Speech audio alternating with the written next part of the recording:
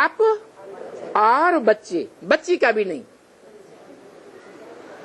क्या संबंध है? मैं तुम्हारा बाप और तुम मेरे बच्चे। बच्ची कहें तो देह का संबंध हो गया। सम माने समान, बंध माने बंधन। समान बंधन हो तो कहेंगे संबंध। अब एक साकारी और एक निराकारी, तो संबंध कैसे होगा? इसलिए तुम सब बच्चे निराकार आत्मा और मैं तुम निराकार आत्माओं का बाप हूं। दूसरा कोई संबंध नहीं है। परंतु जब मैं इस साकार सृष्टि पर आता हूं तो जिस मुकर्रर रथ में प्रवेश करता हूं, आदि से अंत तक संगम में वो मुकर्रर रथधारी ही इस सृष्टि पर सदा कायम है। इसलिए वो ही एक आत्मा है जिसका नाम मेरे नाम शिव के साथ जोड़ा जाता है। कौन है? क्या नाम जोड़ा जाता है? शंकर। और किसी आत्मा का नाम नहीं जोड़ा जाता। कितना भी बड़ा देवता देवात्मा हो, मनुष्य आत्मा हो, धर्म पिता हो, धर्म आत्मा हो,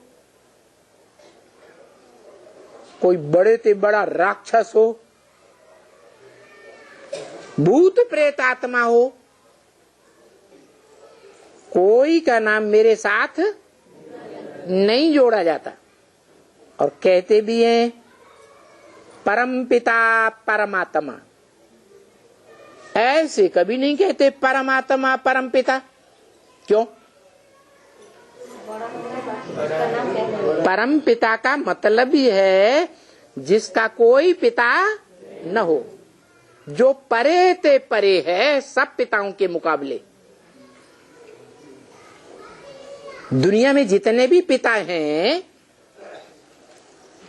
उनके मुकाबले उस परम पिता के परे की स्टेज में कोई नहीं जा सकता।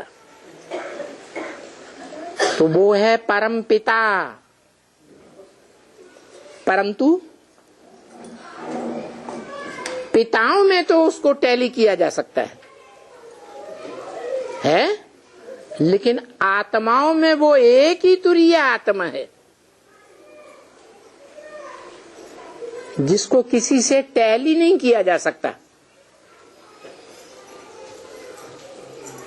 क्योंकि वो तो जन्म मरण के चक्र से, और दूसरी आत्माओं में से कोई भी जन्म मरण के चक्र से न्यारा है ही नहीं। हाँ, एक आत्मा है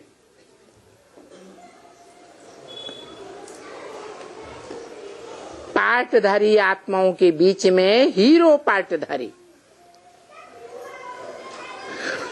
जो हीरो पार्टधारी इस सृष्टि रूपी रंगमंच पर चारों सीन में, या संगम को मिला के कहो पांचों सीन में ऑल राउंड पार्टधारी है। उसका पार्ट कभी खत्म होता ही नहीं।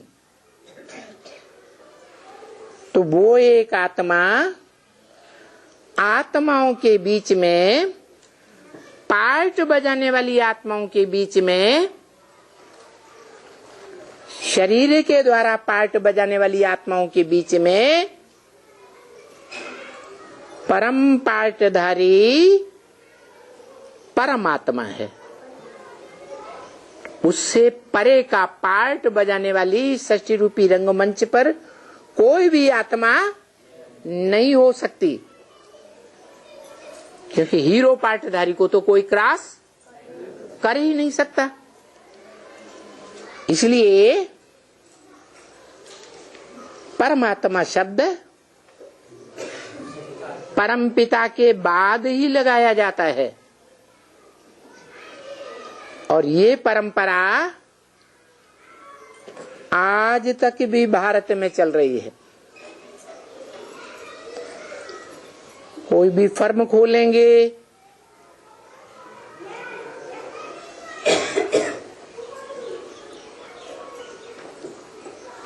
कोई भी नाम देंगे,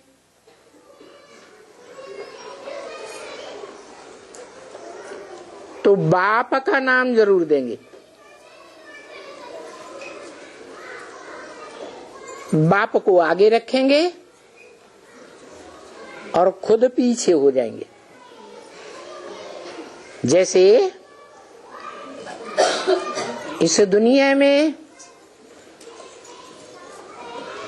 सबसे ऊंचा साकार में जड़ रूप में पार्ट बजाने वाला सूर्य है। सबसे ऊंचा है या नीचा है? सबसे ऊंचा है। तो वो सूर्य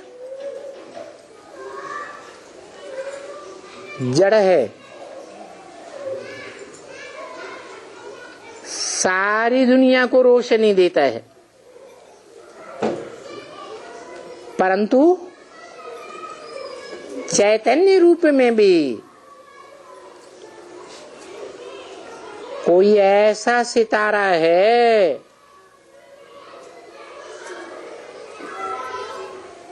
ज्ञान सूर्य के बच्चों में से जो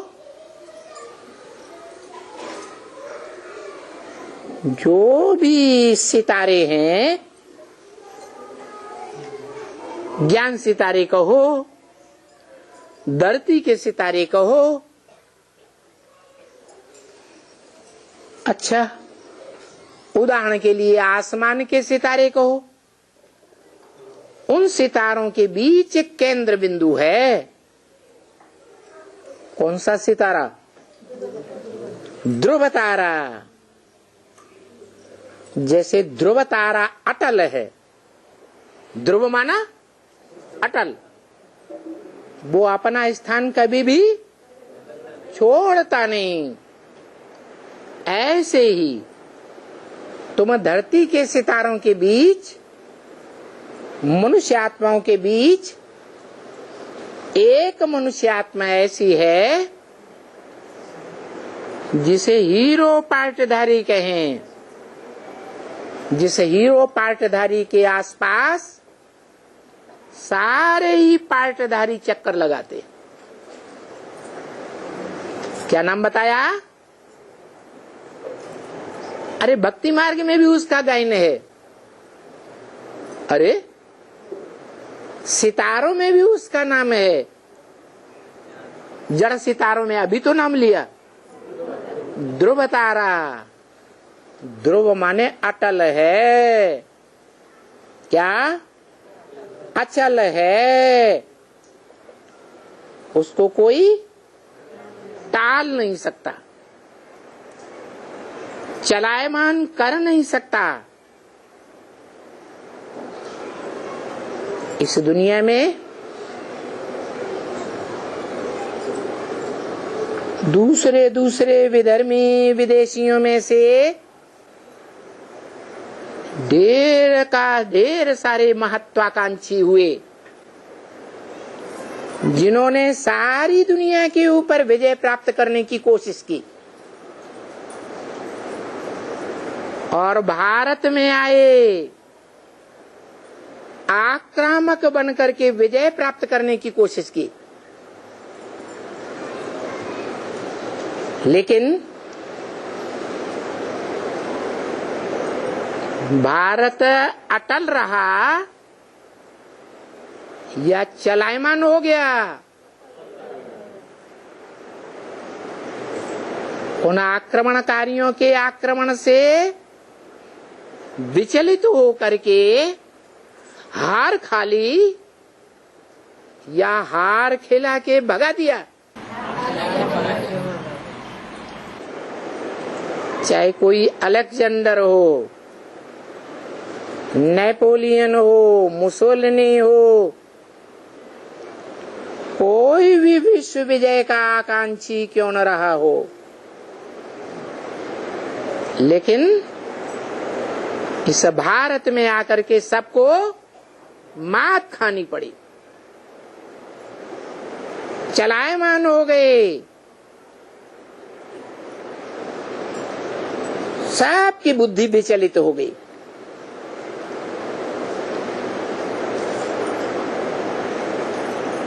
तो ये शक्ति है सत्य की। सत्य कभी हिलता नहीं है, अटल रहता है। झूठ के लिए कहा जाता है झूठ को पांव नहीं होते। जो झूठा होता है वो भागता है। इस भारत की धरनी में विदेशी आए, विधर्मी आए, वो झूठे धर्म के थे या सच्चे धर्म वाले थे? इसलिए हार खा के गए। हिस्ट्री ये बात बताती है। सत्य को कोई हार नहीं खिला सकता।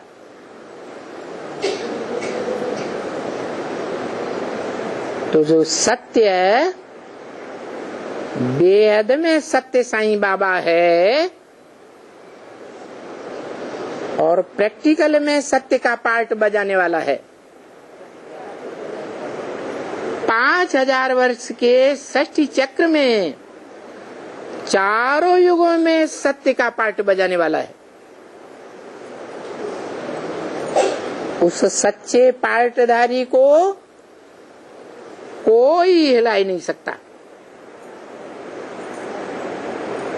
इसीलिए गीता में कहा है,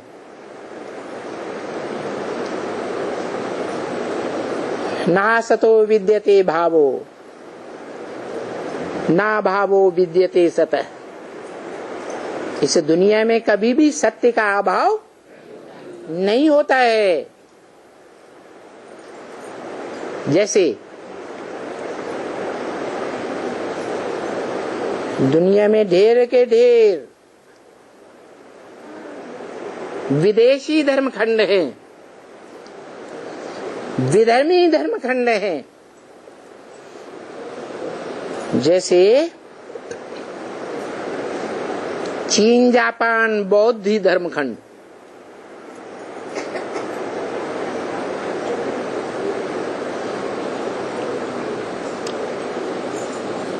अमेरिका, यूरोप क्रिश्चियन धर्मखंड, अरब देश, अफ्रीका मुस्लिम धर्मखंड,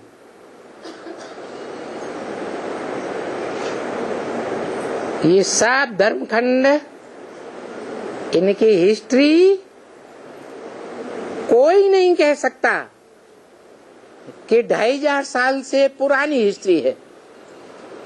माना इस दुनिया में ये अमेरिका, यूरोप, चीन, जापान, अरब देश, अफ्रीका थे ही नहीं। समंदर के गर्त में समाये हुए थे। जैसे अमेरिका आज से 550 वर्ष पूर्व कोलंबस ने उसको खोज लिया, उससे पहले दुनिया में कोई नहीं जानता था कि अमेरिका नाम का भी कोई महाद्वीप है। इसी तरह 300-350 साल पहले ऑस्ट्रेलिया का नाम निशान मनुष्य के मस्तिष्क पटल पर नहीं था।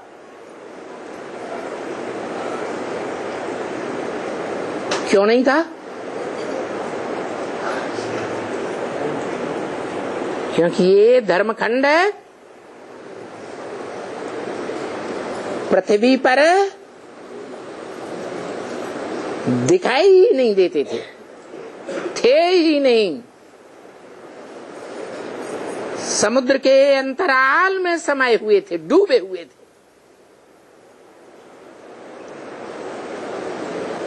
तो सच्च खंड हुए या झूठ खंड है? झूठ खंड। और इन धर्म खंडों में अपने धर्म की स्थापना करने वाले भी धर्म के पिताएं कोई भी हो, इब्राहिम, बुद्ध, क्राइस्ट, बड़े बड़े ग्रेट फादर्स कहलाने वाले, वो सब झूठे। इसलिए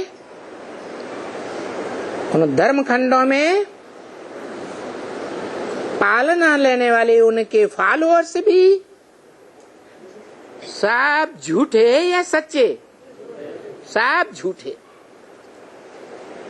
यहाँ तक कि उन धर्म खंडों में, धर्मों में भारत की कन्वर्ट होने वाली आत्माएं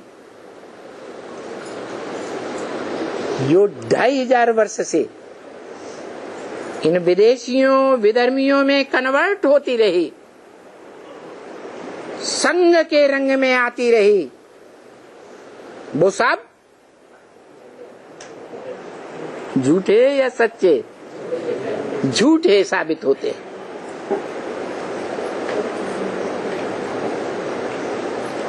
सारी दुनिया जब झूठ बन जाती है, यहाँ तक कि जो मनुष्य सृष्टि का बाप है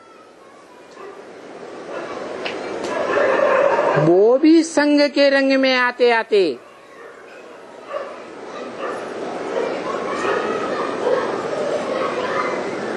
टोटल जड़त्वमयी बुद्धि वाला बन जाता है, पत्थर बुद्धि बन जाता है, जिसकी यादगार भारतवर्ष में हिस्ट्री में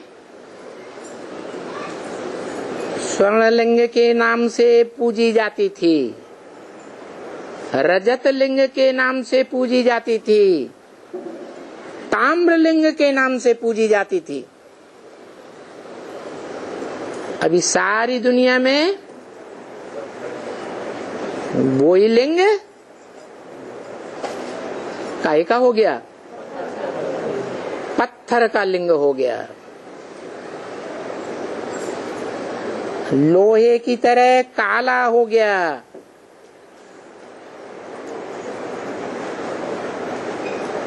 सबसे जास्ती तामसी बन गया।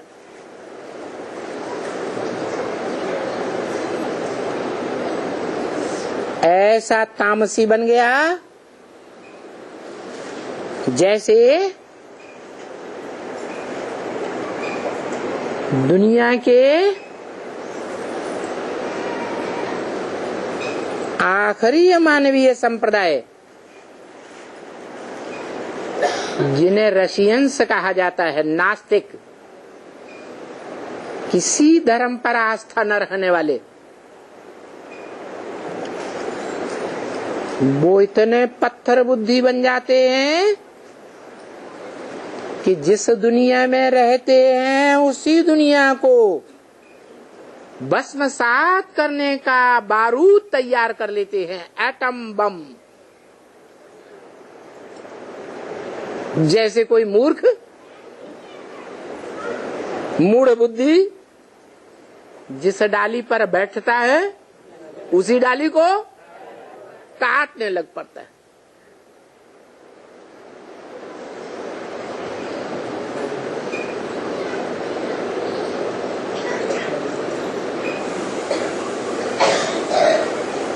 उन मनुष्यों का भी तो कोई बाप होगा,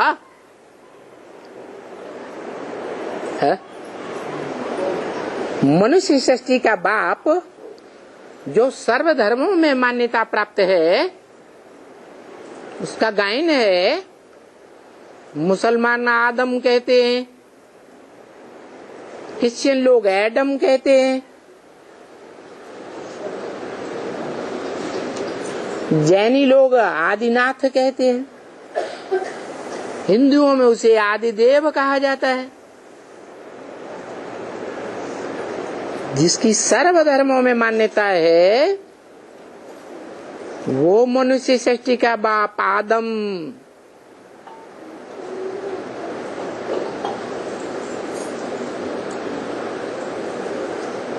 एक ही मनुष्य है, मनुष्य आत्मा कहो या देवात्मा कहो या राक्षसों का राक्षस कहो, अच्छे ते अच्छा कहो या बुरे ते बुरा कहो,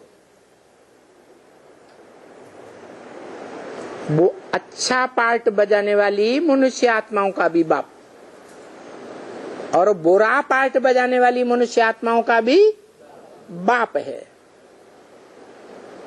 वो रशियन से एटॉमिक एनर्जी तैयार करने वाले तो इतने पत्थर बुद्धि हैं ही,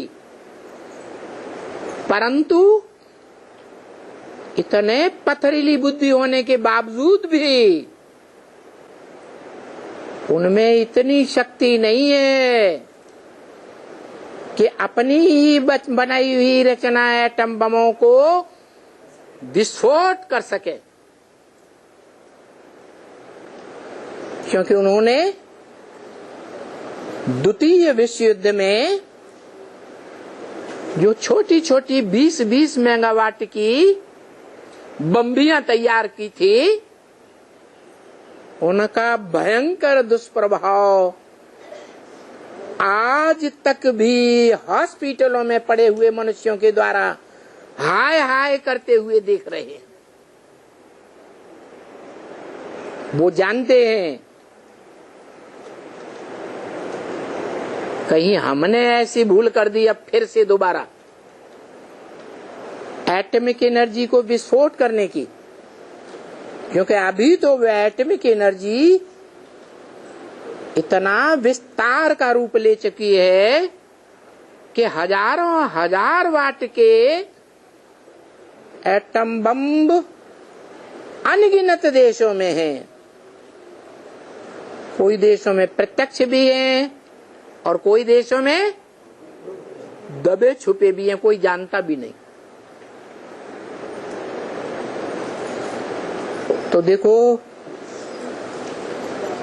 दुनिया के ऐसा संगठन का देश के लोग जो नास्तिक रशियंस कहे जाते हैं, उन पत्थर बुद्धियों का भी बाप 100% पत्थर बुद्धि बन करके इस सृष्टि पर ऐसा कार्य करता है जो कोई भी धर्म पिता नहीं कर सका, कोई भी देवात्मा नहीं कर सकी, कोई भी जघन्य राक्षसी आत्मा भी नहीं कर सकी। कौन सा कार्य? कोई पिता संसार का वो जघन्य कार्य नहीं कर सका। कौन सा कार्य है? हाँ, हर बाप में इतनी भावना होती है क्या कि अपनी हुई रची हुई जो रचना है बच्चे, उन बच्चों की हत्या करने में दिल दहल उठता है।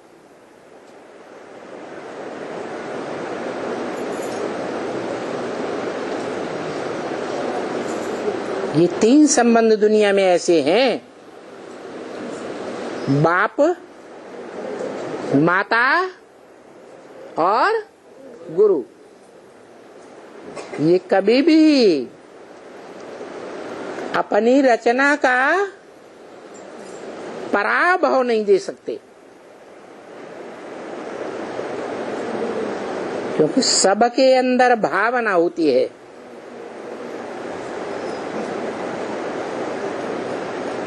और टोटल पत्थर होगा, उस पत्थर के अंदर भावना होती है? नहीं होती। तो इस मनुष्य सृष्टि का बाप भावनाहीन धर्म संप्रदायों के बीच में आते आते, संग के रंग में आते आते सबसे जास्ती भावनाहीन पत्थर बुद्धि बन जाता है और सारी दुनिया का विनाश करने के लिए निमित्त बन जाता है।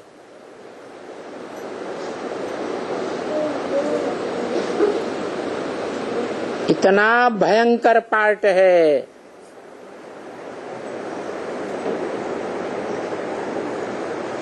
आज दुनिया में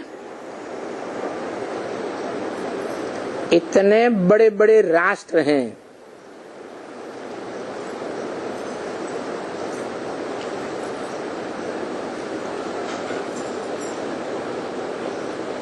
उन राष्ट्रों के जो मुखिया हैं, राज्य चलाने वाले, नेता भी कहो,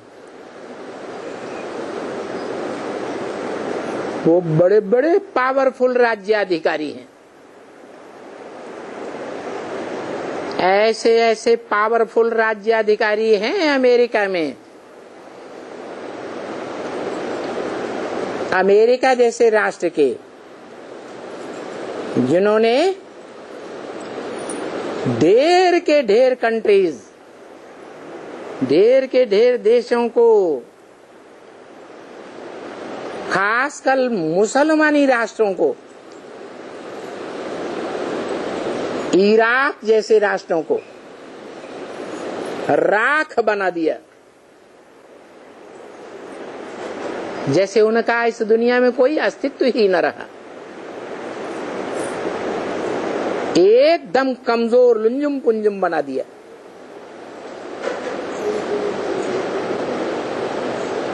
और उनको सहयोग करने वाली बड़ी बड़ी राष्ट्र के और संस्था शक्तियां भी हैं।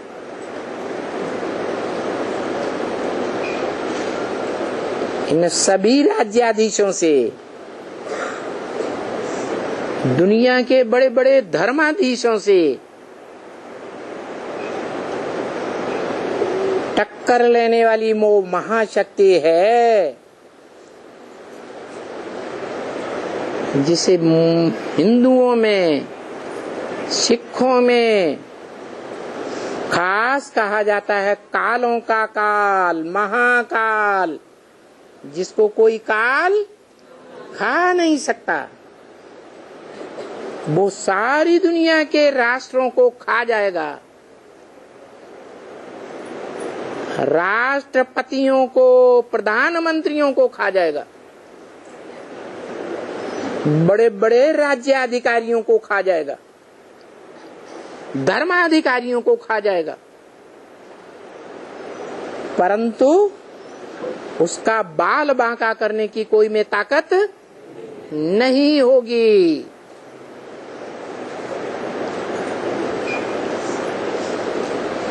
उसका नाम दिया है शिव बाप ने, शिव बाबा, जो इस सृष्टि पर सदा कायम रहता है,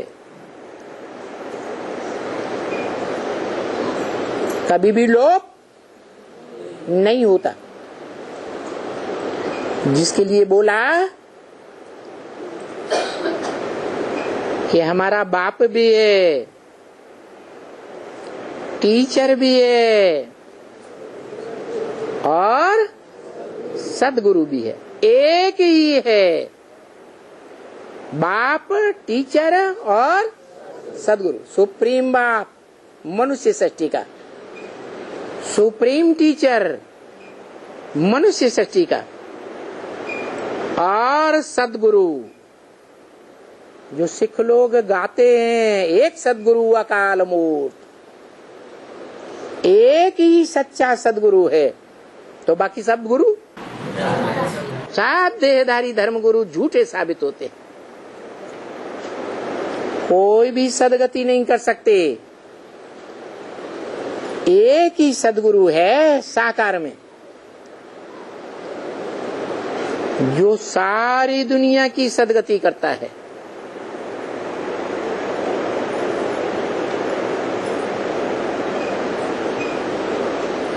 जो दुनिया में भगवान को भी न मानने वाले टोटल नास्तिक हैं, उनकी भी गति सदगति करता है।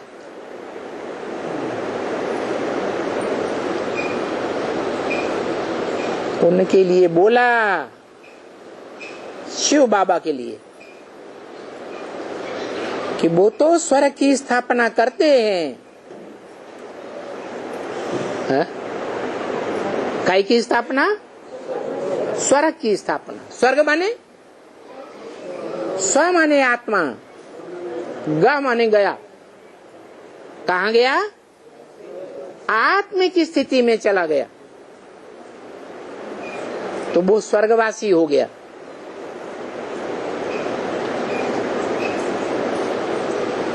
पक्का पक्का स्वर्गवासी, 16 कला संपूर्ण। उससे भी ऊपर कलातीत हो गया, जो गाया जाता है भारतीय शास्त्रों में, कलातीत कल्याण कल्पांतकारी। क्या? कलाओं से परे चला जाता है। जो स्वयं कलातीत होता है वो ही कलातीत बना सकता है।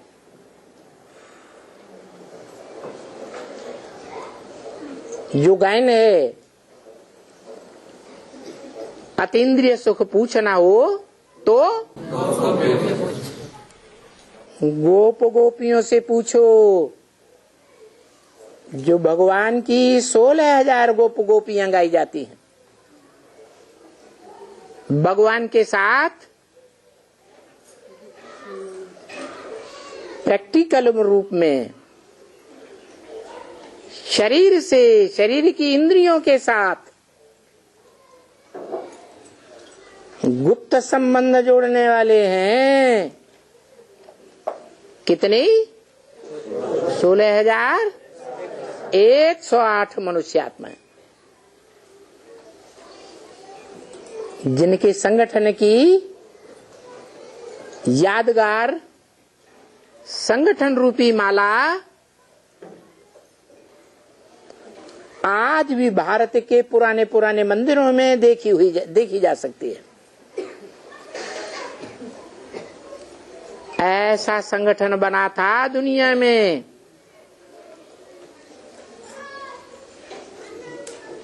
राजयोग सीखने वाले राजाओं का, जिन्होंने भगवान से राजयोग सीखा था। नंबरवार योगी बने थे, नंबरवार राजाएं बने थे। पढ़ाई का नाम क्या? राजयोग। जिस राजयोग की प्रक्रिया सीखने से वो जन्म जन्मांतर के राजाएं बने, कंट्रोलिंग पावर धारण की। ये कंट्रोलिंग पावर दुनिया का कोई भी मनुष्य मात्र नहीं सिखा सकता। ये राजाई की पढ़ाई दुनिया का कोई भी धर्म पिता नहीं सिखा सकता, क्योंकि इस दुनिया में सब मनुष्य मात्र अधीन बनाने वाले हैं। क्या कोई भी स्वाधीन राजा बनाने वाला नहीं है? क्यों? क्योंकि वो स्वयं स्वाधीन नहीं बन पाते। स्व माने आत्मा। किसके अधीन नहीं बन पाते? आत्मा के अधीन नहीं बन पाते, पराधीन रहते हैं, कुछ न कुछ पराधीन रहते हैं।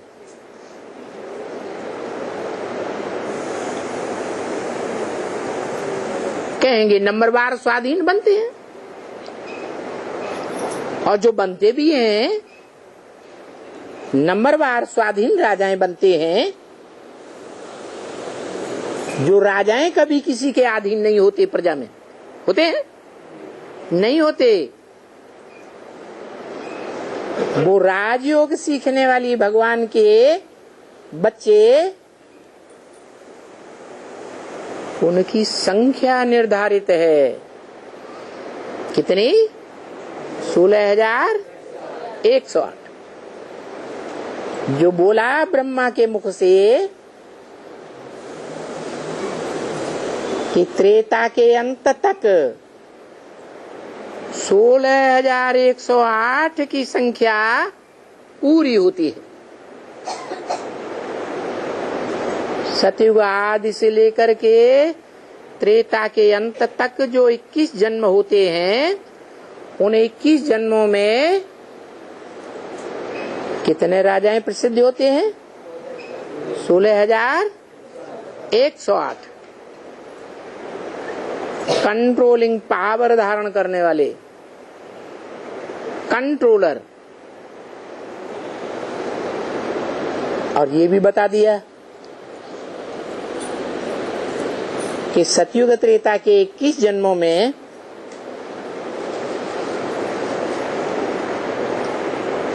जैसी परंपरा चलती है,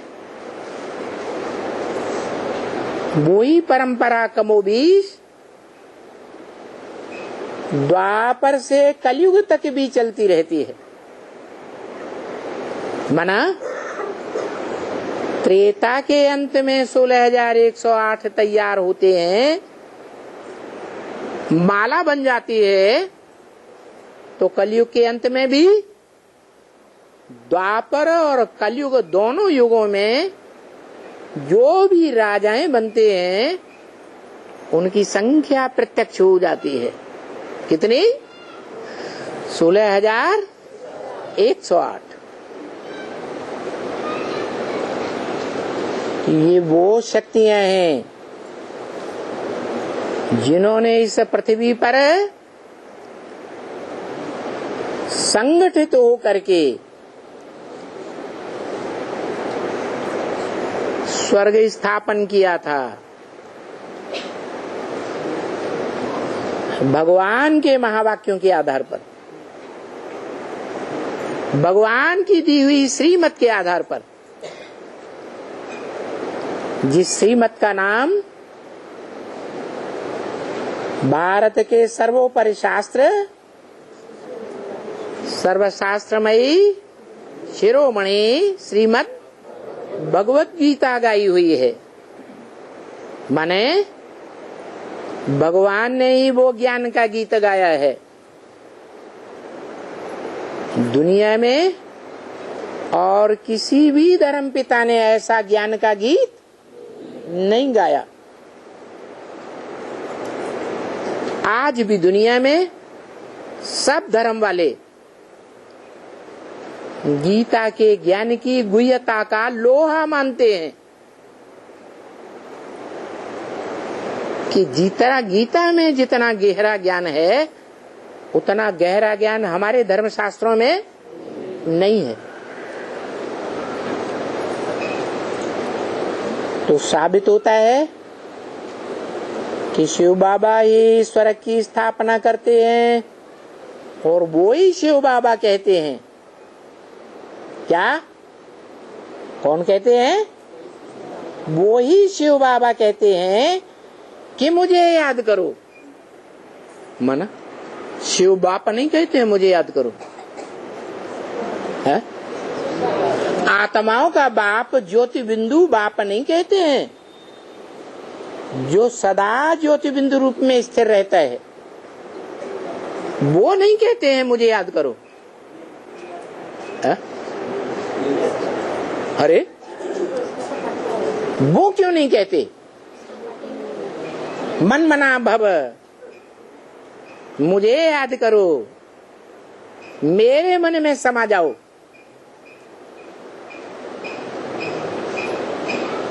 मेरे मन में लीन हो जाओ। आत्माओं का बाप शिव बाप क्यों नहीं कहते है? उनको मन है ही नहीं, वो तो सदा मन है, सदैव मन चैन में रहने वाला है। जिनको चंचल मन होता है